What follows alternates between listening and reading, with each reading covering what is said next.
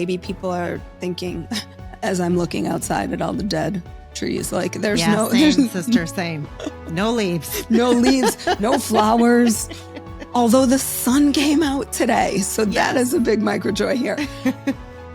I don't think the sun has come out for like 10 days. We don't need to chase this concept of happiness all the time. We can be joyful beings and still experience difficult moments, still experience those moments that bring us to our knees.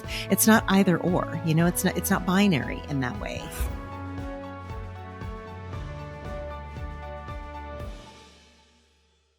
Welcome, Cyndie.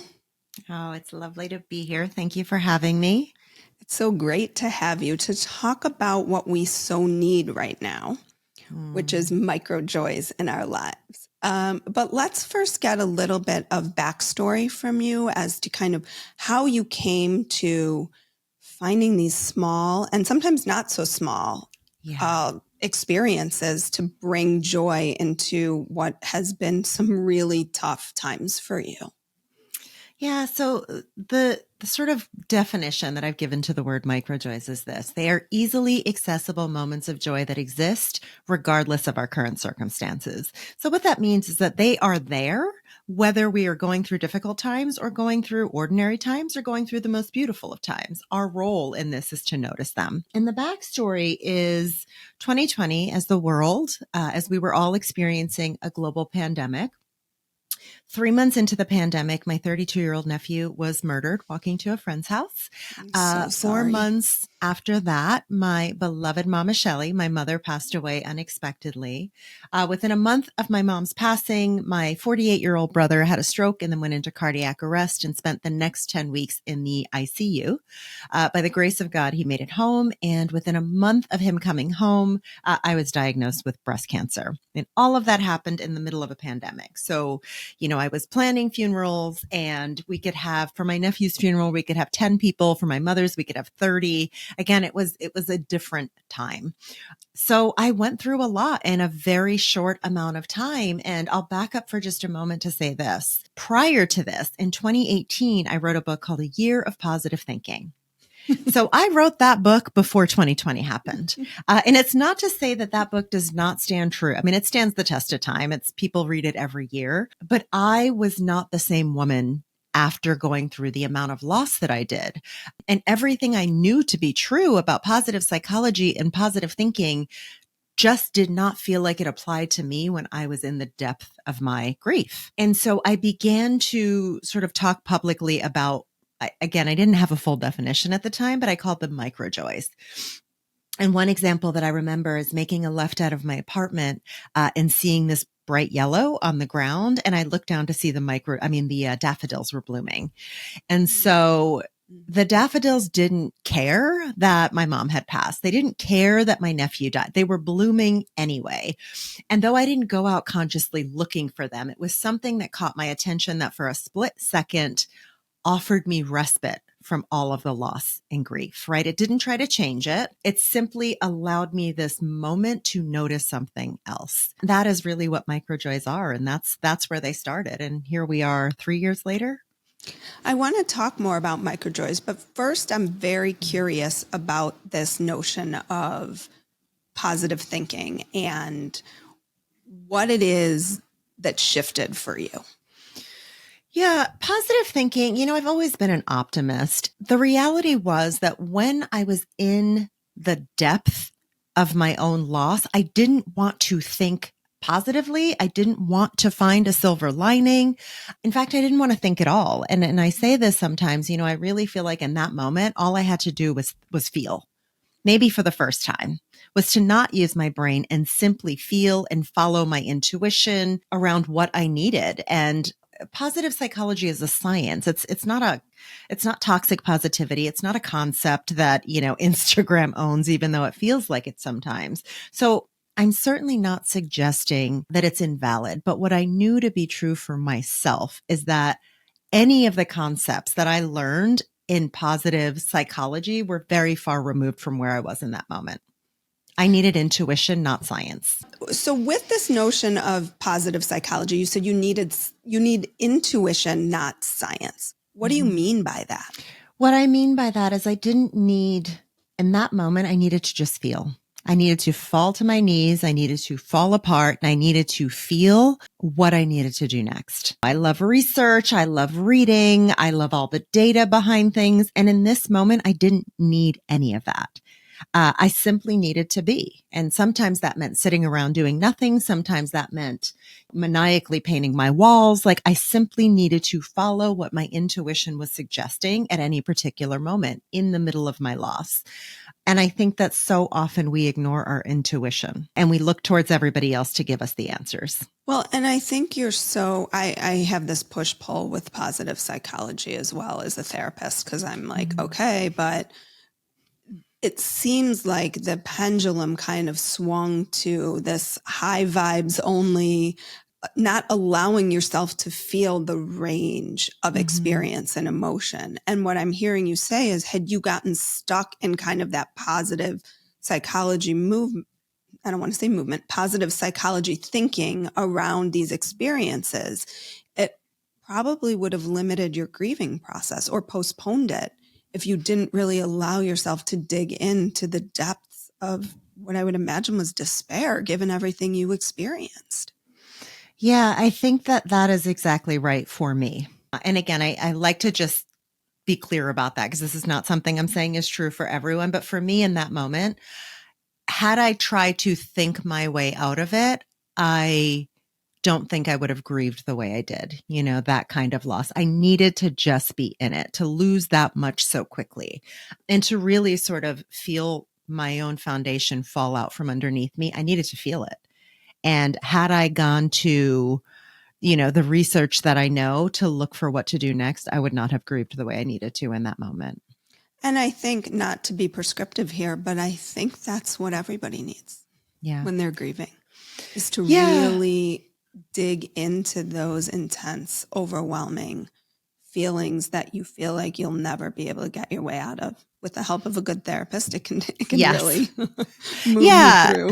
And I'm glad you said with the help of a good therapist, right? Because I don't think that we are all naturally equipped to do that on our own, and so yes, with the help of a good therapist, we could all feel things a bit more deeply than we allow ourselves to, for sure. Right. It might be a don't try this at home. Yes, exactly. Prescription. Or try it at home, but on Zoom with a therapist. Right. Lots of ways to access therapy these days. That's right.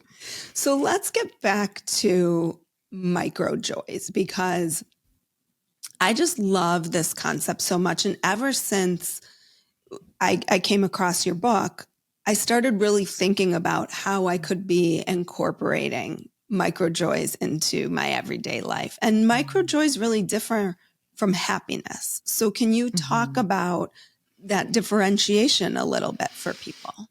Yeah, and there's different schools of thought, but for me, happiness is fleeting. It is temporary. It's retail therapy. There's nothing wrong with happiness, but I think in Western culture, we've decided that it's something we need to chase and live in day in and day out. And that's just not the way that I perceive, or it's not the way that I choose to be, right? So happiness is this very temporary and fleeting moment where joy is an internal feeling. It is how we show up in the world. It has nothing to do with what we have or own materially. It is simply what comes through us.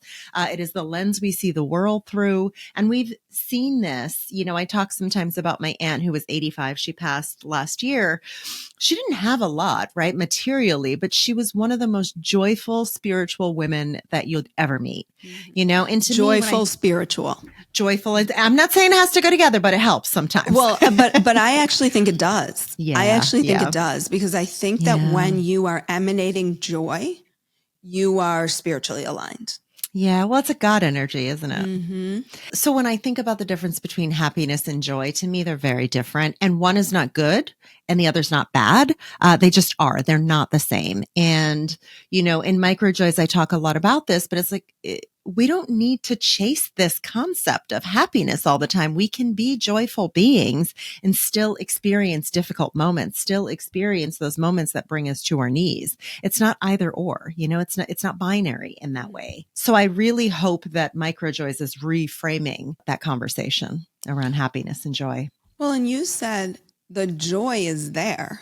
Like the daffodils, I love that idea that it is there. We have to notice it.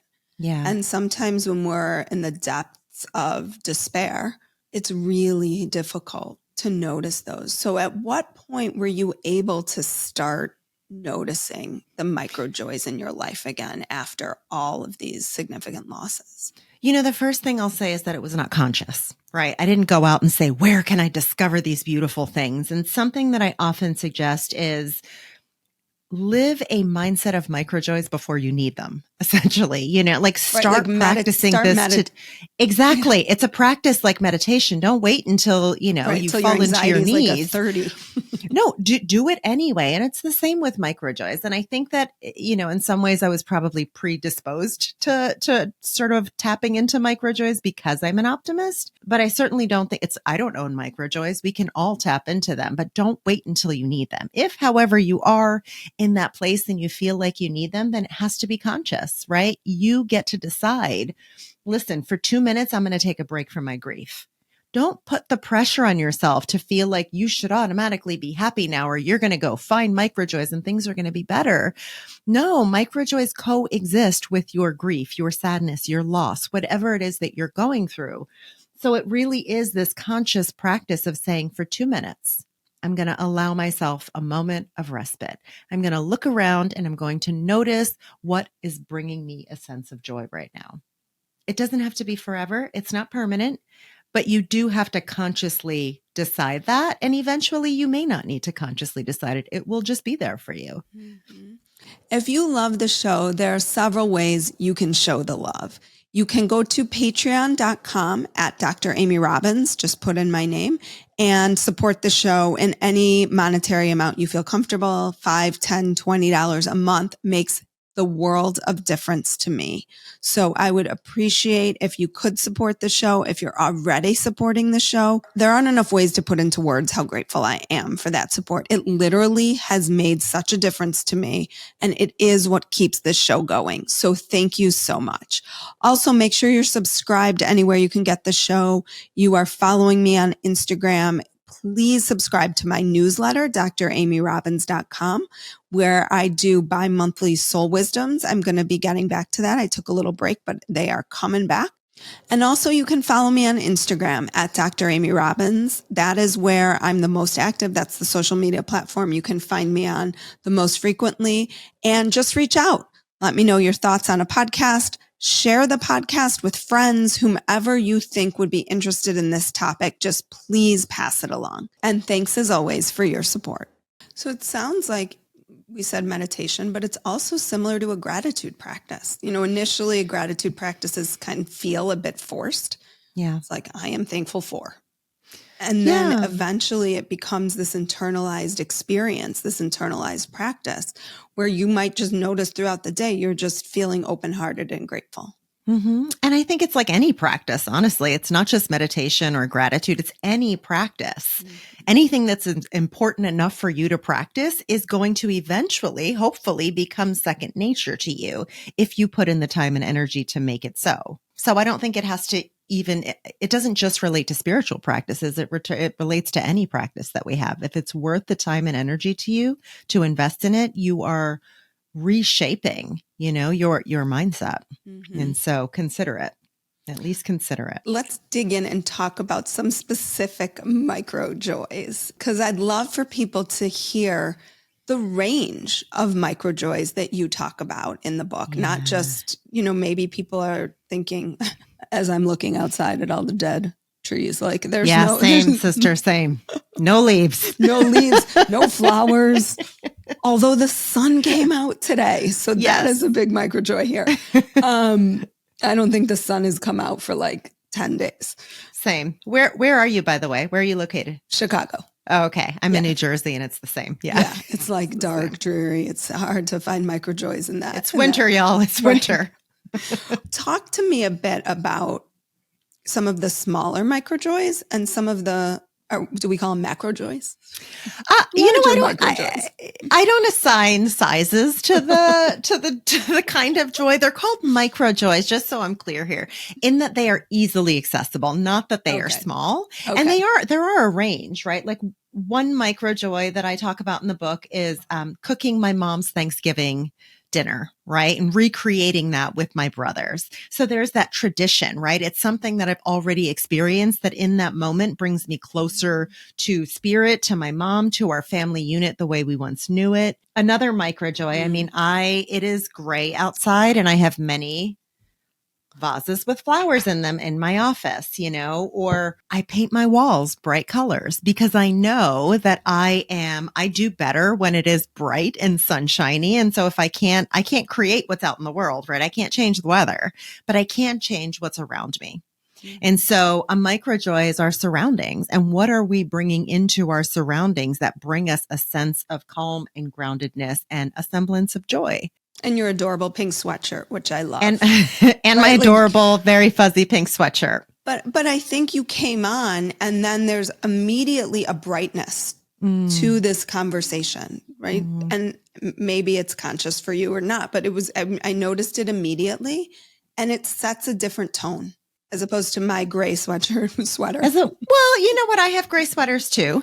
What I will say is that color is very, very important to me. And it doesn't impact everyone the same way, but scientifically, right? Color does have an impact on us. And for me, I'm very conscious of it. And so I always show up in color regardless of the weather. My nails are always a bright color. My home is bright. And it's in many ways because of how I respond to my immediate surroundings.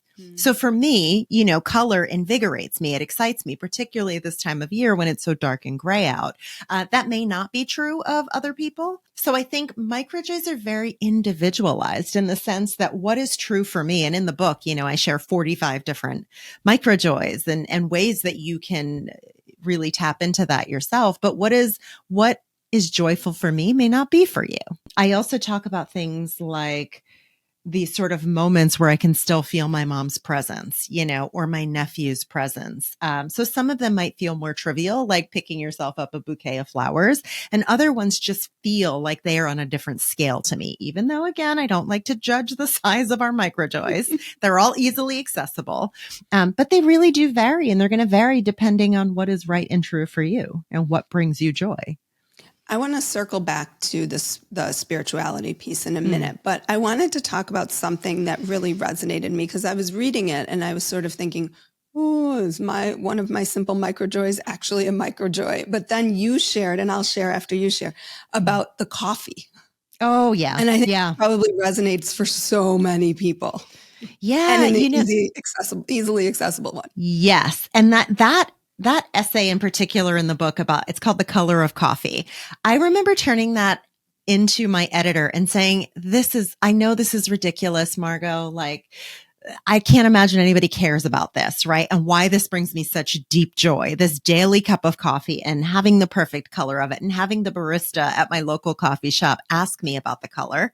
You know, once you merge your coffee with milk, it changes color. And so the color of a perfect cup of coffee is a microjoy for me. And it has been one of those essays that I had no idea people would care so much about or relate to, but clearly it has impacted so many of us. What is do you have something that you drink, something that you eat every day? Yeah, I have a similar experience. So I actually have it here because I had it this morning. I have my mug that says, "Let that shit go," that my best friend got for me. It is a constant reminder in the morning. And I have it with my I used to go and buy matcha, and matcha lattes are expensive. I mean, coffee's expensive, but so I taught myself how to make it at home. So I have this process. And then I also take my little shot of this Magic Mind elixir, which I love with it. Yeah, I know. It's so fun. They're both like these little green boosts of joy in the morning for me. And it's got like all the things that I'm always thinking about that I want in something, like the mushrooms and the adaptogens and the extra matcha, just to get me through my day. And it really has felt like in the morning when I do this, it becomes like a ritualistic experience Yes. that I really lean into. And I'm like, okay, it's my time. I'm going to drink my matcha and just let go of kind of whatever I'm bringing into the day that's not going to serve me. And then this little do more, stress less shot of magic mind to get me through the rest of the day. So it's just an awesome like way to start off every single day for me. And it's that ritual, right? It's the idea of doing the same thing day in and day out, whether, you're having a special elixir, a shot of elixir or a coffee or a matcha, or maybe it's just, warm lemon water, whatever it is for you.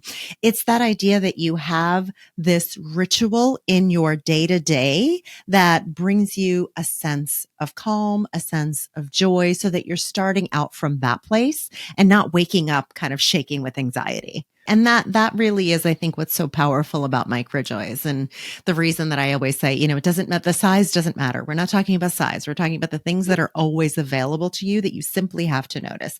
You're having that beverage in the morning, whether or not, you talk about it, right? You're having it, but you get to acknowledge in that moment that you're enjoying it. Like, wow, this is actually a really lovely way to start my day. Most times we don't do that. We're just on autopilot. And microjoys say, you know what? Take a minute to acknowledge what you are doing in each moment, or at least in some of the moments throughout your day. Spiritual experiences. Obviously, that's a big part of my podcast and something I love digging into for people. And you put it out there in the book. Clearly, you were open and spirituality is part of your life. But had you had experiences previous to these significant losses, or do you feel like these losses sort of opened you up to a greater connection? I think both. I have always felt deeply connected to spirit. I've had a meditation practice for the past 18 years. I lost my dad when I was 28, my dad passed away.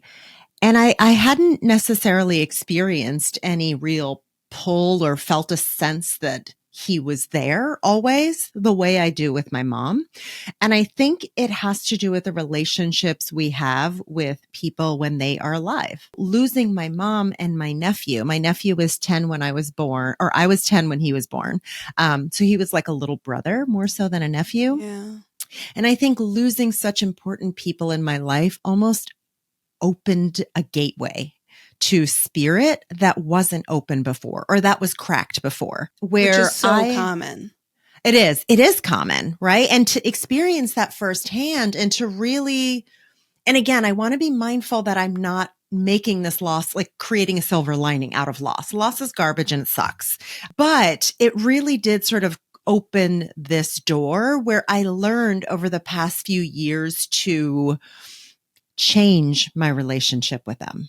So not to cut it off and say, you're gone now, that's it, which I think so many of us do around death is, we lose a person and we mourn them forever, which is okay. But for me, it became this idea, almost an evolving of our relationship or a transforming of our relationship, where I just have a different relationship with my mom. She is still present, just not in physical form. And that became very, very clear to me, I'd say within 3 to 6 months of my mom's passing. Would you feel comfortable sharing what some of those experiences have been? I know you shared one in the book. Yeah. That particularly stuck out to me. I share, I think, a few in the book, but oh gosh, I feel like they happen all the time. There was one in the book about AirPods. Yeah. I was trying to give you something new that I haven't talked about before. Okay, but give new, the AirPods. give new. No. Well, the AirPods is a really good one, and that's top of mind. So let's go with that one. And then let's get another one too for listeners who read the book or are going to read the book, so they can. They will definitely read the book. More. Okay, I'll tell you the one about the barbecue grill. My brother was grilling his dinner in the backyard. It was a fall night, no wind or anything, just a regular fall night, was grilling pork chops. He heard the doorbell ring, so he went to the front door, answered the door, got caught up in a conversation for 20 minutes with the grill on in the backyard and, on high because he was watching it. He went back and he was like, oh shit, I know it's going to happen. There's going to be a fire in the back, like just sort of expecting that there would be some small fire to put out, something would happen. And he got back there and he called me a few minutes later. He's like, you're not going to believe what happened. He said, I left the pork chops on the grill for 20 minutes, completely forgot about them. And I went back. There's no wind outside. All of the burners were off and the pork chops were perfectly cooked. He said, Cyndie, nobody else was here. I said to him, Bob, what time did that happen? He told me the time it happened and it aligned perfectly with when I had a thought about my mom. And I said, Mom, if you are here, if you are still with us, please show me. I kid you not. Wow. That's crazy. The burners are off. Burners are off. No wind. Nothing would have blown the fire out. Burners were off. Pork chops perfectly cooked. And it was in tandem with the moment that I said to my mom in a completely different part of the state, Mom, if you're still around me, just show me that you're still around us. And I said to my brother when he called, I said, when did this happen? And things like that happen, and they've continuously happened. He'll say, I was looking for something and Mommy always said that I didn't know where these, because we still say Mommy even in our 40s and 50s and forever. And he'll say, I'm pretty sure she showed me where it was. I had no way of knowing where this thing was. And she showed me where it was. So I just think there are a lot of moments like that. I have a picture of my mom in almost every room in the house, not my bathroom, because she wouldn't want that. But I really do feel this sense of her presence and having her pictures around. Even if I'm not staring at them day in and day out, there's something about the energy or the presence of feeling my mom there. So when I cook in the kitchen, I grew up with a big old Jewish mama who was always cooking a lot. Always stripping, was she stripping you? Yeah, exactly. Stripping me. Right. But she's constantly around when I'm in the kitchen. I can feel her around when I'm in the kitchen, in many ways judging and saying, Cyndie, turn the flame down. But also not how I used to do it. Yeah, gotta love a Jewish mother. I taught you better, Sin. I taught you better. But I can just feel her energy and her presence. And it's so beautiful to me. And again, I say this in the book. I said, I want to honor where everyone is on their own spiritual journey. If this does not feel like it aligns with who you are, then I'm certainly not suggesting that this be true for you. I'm saying consider it. And if this feels like it aligns with your beliefs, then consider that when someone dies, that isn't the end. But I'm not here trying to change people's minds who insist that it is. That is your belief and you're entitled to that. Well, and that's always what that is the point of this podcast, is not to, and when I got to a place where it wasn't about me needing other people to believe this, but where I could just show possibilities and maybe give hope to one person who felt really disconnected from their loved one and finally was like, oh my God, maybe there is an opportunity for me to connect in that way, then it's worth it. Then it's worth opening people up to exactly what you're talking about, which I think is a microjoy. Mm-hmm. It is a microjoy. And that's why, again, I don't say there's no scale to microjoys, but that really is a microjoy. Being able to share our experience is a microjoy. The way that people light up when they share their own experience is such a microjoy. And I think it's part of the reason, and I think this will be true for you too, why we like to ask questions, why we like to inquire, is because the joy, the exchange of joy that we get from one another when we allow folks to show up and to share, is palpable. Mm-hmm. And to listen to people, to hear people's stories. Yeah. So you said something really interesting in the end of the book, which I think many people feel when they have a series of bad events that happen to them. I probably shouldn't use quotes for that, but different people define bad events differently. Sure. But feeling like you're cursed in some way. Mm-hmm. And I think that this is not uncommon for people to, one, in the spiritual space, I think there's a lot of danger around talk of this, like you've attracted this to you in some way, or you've brought this on. So I really want people to be mindful of that. Like we don't necessarily bring on what you've talked about. Sometimes there are things that we have responsibility for, in other ways, but Yeah. certainly not in the way that you brought on like your nephew getting murdered or, Right. you know, your mom dying. So I just want to put that out there for people to hear, because in this space, it can get a little dicey with that. But what do you mean by that? I know that's not what you meant to. No, I know. Honestly, I didn't have that thought. A friend asked me if I was cursed. A dear friend actually said to me, it was this moment where it just felt like things just kept happening. And she said to me, she said, Sin, I hate to ask you this, but do you think you're cursed? And I thought about it for a second, and the answer was no, I don't. I think shitty things happen to good people. And sometimes they happen all at once.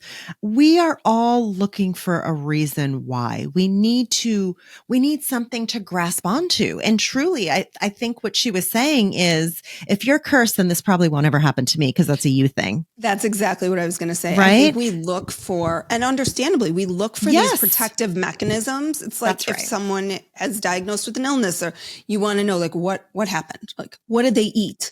What did they do? How did you cause this? How did you cause this? So I can say, I'm not going to cause that. I'm not going to get that. In hindsight, I understand, right? It's like, yeah, she's just making sure she's not in for the same thing that you know, whatever caught me. Says, am I going to catch this? Right. And so in hindsight, I understand what she was asking. But yeah, no, I never felt cursed. I also felt like I'd have enough lived experience to see that this, like, what a blessing if you've never experienced this amount of loss. And it is not uncommon for these things to happen in cycles the way that it did for me.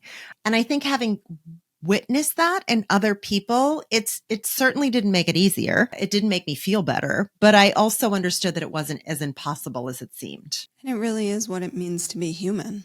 Yeah. For better, for worse. Sometimes it just feels like it all piles on at once. Yeah. And I think that is just the reality of honestly living a great life. It means that you're out there and you're doing the things and life is happening around you. And that sometimes we are going to experience these moments, and God willing, what I experienced in 10 months isn't going to be exactly what someone else does, but there are so many ways that we feel these things coming on all at once. And when we realize that it doesn't make us, I remember writing a post at one point saying, you know, I'm not special in all of this.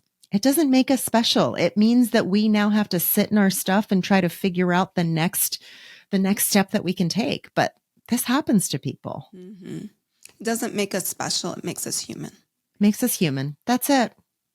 Like, again, and to be special would be, I'm cursed. I'm not cursed. I'm not special enough to be cursed, right? I'm just a regular person. And this is the way these events played out. I don't need to tie that into any sort of bigger thing. It just is life. And this is the way life happened. And there's no benefit to me needing to find this bigger purpose in that, you know? Right. Or greater. I don't want to say greater. I think you find meaning not in looking at why did this happen, but in looking at how I can grow from what happened. Yeah, I think that is possible. And I think it's really important to also acknowledge that you don't need to figure out how you can grow when you are in the middle of this. Right. Sometimes that is a lesson that is in hindsight.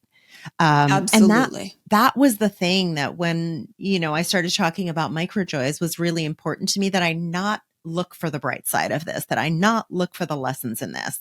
Like, now I'm 3 years out and I can see some of that, you know, even as I mentioned about the relationship that's evolved with my mom and with my nephew. But it's certainly not for anyone who's listening, who's in the middle of it. Now's not the time to look for the lessons.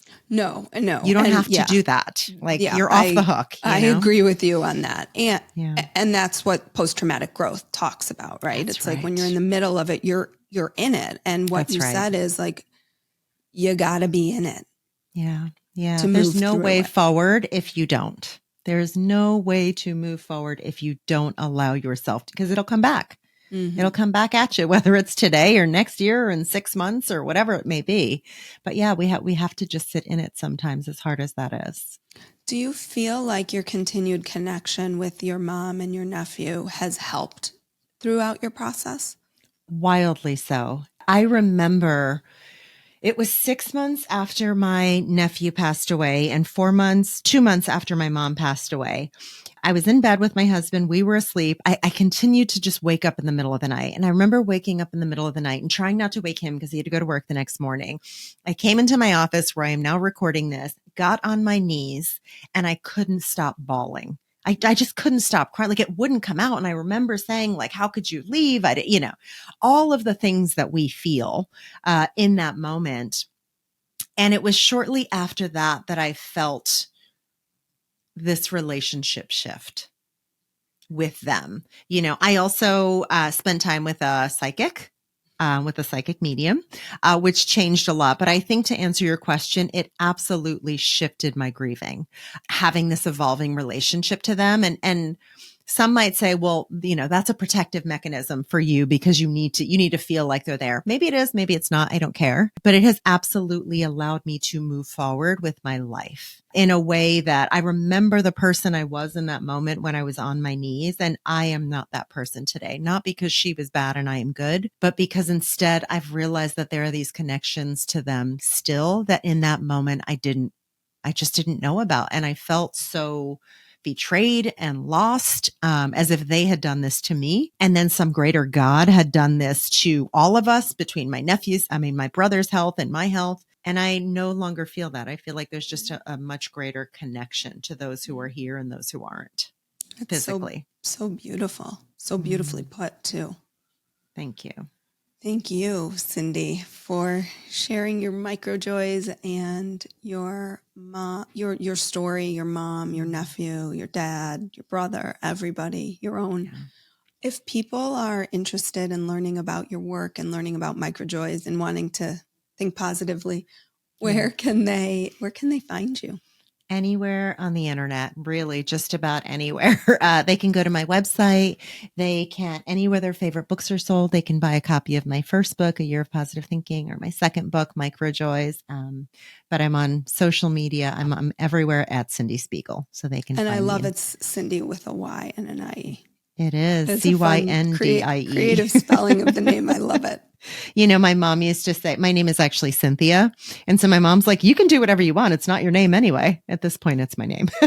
Right. She was like, I don't care. Do it. Spell it however you want to. Well, I love it. Thank you. Thank you so much for your time today and for sharing your story and your heart. I really, really appreciate it. What a privilege. Thank you. Like what you heard today and want to hear more? Wondering what comes next and what it all means? Head over to Apple Podcast, Spotify, Stitcher, Google Play, or anywhere you get your podcasts and hit subscribe. Also, if you could take a minute to rate and review my podcast, I would really appreciate it.